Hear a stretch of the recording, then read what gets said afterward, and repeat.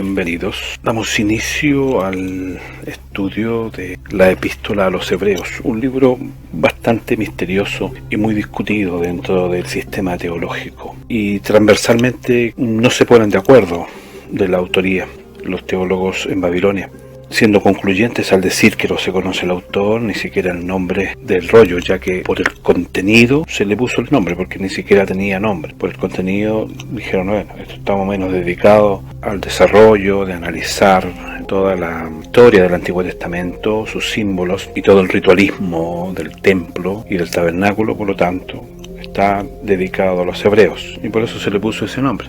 Pero es un rollo sin autoría en especial. Y creo que acá, después de haber sido muy fuerte, y creo que remecí estanterías al mencionar ciertas dificultades que tuvo Pablo para comprender en sí el verdadero mensaje de paz y de amor de Jesucristo, atrayendo sobre sí toda la tradición judaica y farisea, también debo restablecerlo, porque le estoy concediendo el magnífico y grandioso libro de Hebreos, ya que en la teología convencional se le adjudican a él todas las cartas o epístolas anteriores, y es muy extraño que una persona con el conocimiento de Pablo, que fue arrebatado al tercer cielo, que le fue dado una serie de conocimientos, fueron en él entrando en comprensión a través del tiempo, más aún al final de sus días, puedo llegar a la conclusión de que escribe el libro de Hebreos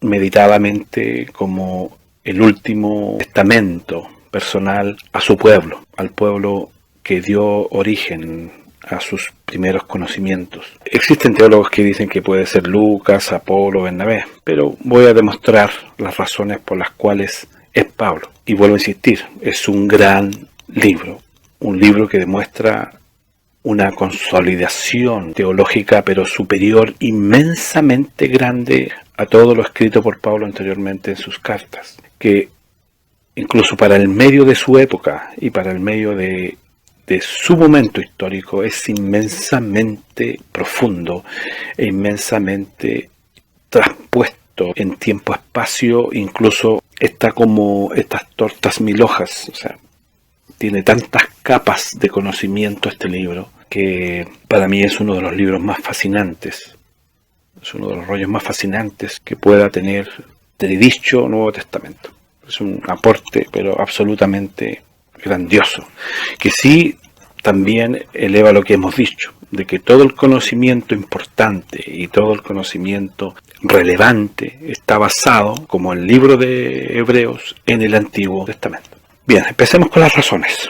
¿Quién, para que lo pensemos, en su época, en la época de Pablo, podía manejar mejor la información de los hebreos que un fariseo estudioso, como lo fue Pablo, criado y enseñado a los pies de Gamaliel, uno de los grandes teólogos, filósofos, analistas de la época antigua? Solo Pablo podría ponerse a la cabeza de ese quién.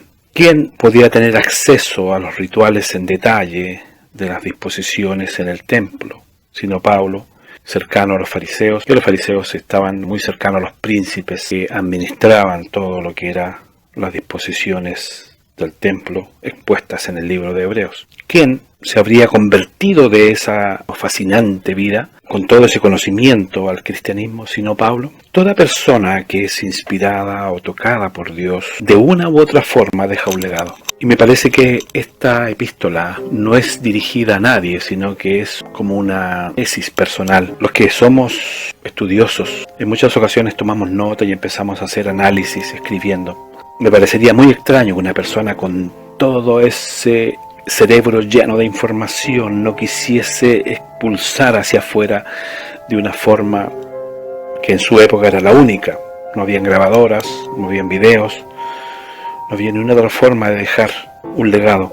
Por lo tanto, ese mismo conflicto que veíamos en el tema anterior, que tenía con respecto de amor y odio hacia sus orígenes, decide en sus últimos momentos dejar un legado teológico de nivel, de importancia, dirigido no a alguien en particular, sino a su pueblo, a sus raíces, a su origen, cerrando así el conflicto confrontacional que tuvo con su pueblo. Esto era como un llamado amoroso y detallado de alto nivel teológico dedicado a aquellos antiguos hermanos que como él manejaban toda la información del Antiguo Testamento. Y les abre una puerta sin descalificar, abolir o despreciar nada de ese conocimiento, sino demostrando, para el que quisiera verlo, que toda esa información era un símbolo o representación de lo que había de acontecer en Cristo y de ahí en adelante hasta el milenio.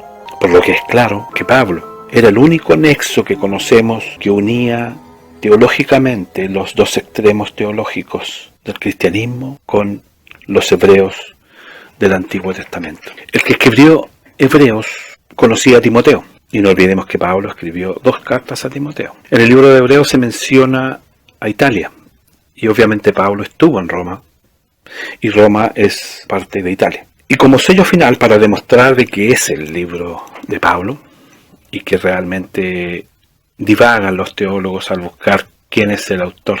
Todos los que escribimos o hablamos tenemos un sello y una forma de dirigirnos o hablarle al interlocutor.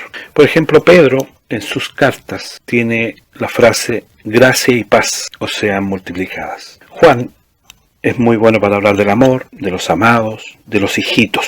Y Pablo, y voy a dejar los textos, acostumbraba a sellar sus cartas de una forma muy particular. Y en cada uno, sin excepción de sus cartas, pasando por Romanos, Primera de Corintios, Segunda de Corintios, Gálatas, Efesios, Filipenses, Colosenses, Primera de Tesalonicenses, Segunda de Tesalonicenses, Primera de Timoteo, Segunda de Timoteo, Tito y Filemón, todas, sin excepción, tienen el sello de la frase que entre comillas dice que la gracia sea con todos vosotros.